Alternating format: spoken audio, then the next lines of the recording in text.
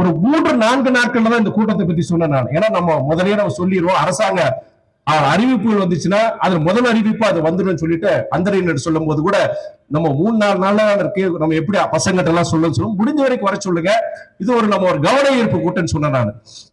ஆனா இன்னைக்கு நான் ஒரு 2 நாட்களுக்கு முன்பு அங்க செக்ரட்டேரியட்ல நம்முடைய மின்வாரியத்துறை அமைச்சர் சகோதரர் நிர்மல்குமார் அவரை சந்திக்கும் பொழுது என்னுடைய திருச்சி தொகுதியை சார்ந்த பிரச்சனைகள் அதை பத்தியும் பேசிட்டு, அதுக்கப்புறம் சகோதரர் இது ஒரு முக்கியமான பிரச்சனை, இந்த விடுபட்ட கேங்மேன் அப்படின்னு சொல்லிட்டு அந்த லெட்டர்ல இருந்து அத்தனையும் வாசிச்சு இந்த பசங்க எவ்வளவு கஷ்டப்பட்டிருக்காங்க, இந்த குடும்பங்கள் எவ்வளவு சித்திரவதைக்குள்ள அனுப்பியிருக்கிறாங்கன்னு சொல்லிட்டு விவரிச்சு சொல்லும் போது நான் என்னென்ன சொல்லணும் அததான் அமைச்சர் அன்னைக்கு டிவி நிகழ்ச்சியில அவர் பேசியிருக்கிறார்.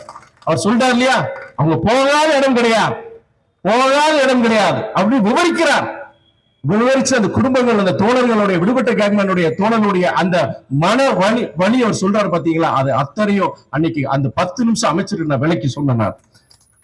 ஒரு போன வாரம் என்னன்னா மின்வாரத்துறையில கிட்டத்தட்ட புதுசா ஒரு 17,000 பேர் அப்பாயின்மெண்ட் கொடுக்க போறேன்னு சொன்னாங்க.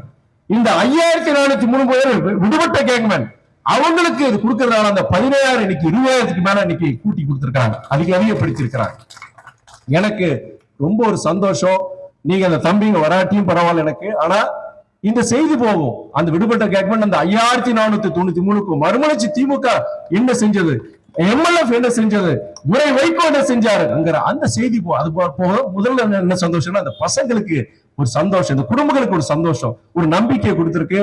நான் இன்னைக்கு இது கவன ஈர்ப்பு கூட்டம் கிடையாது, இது நன்றி அறிவிப்பு கூட்டம்.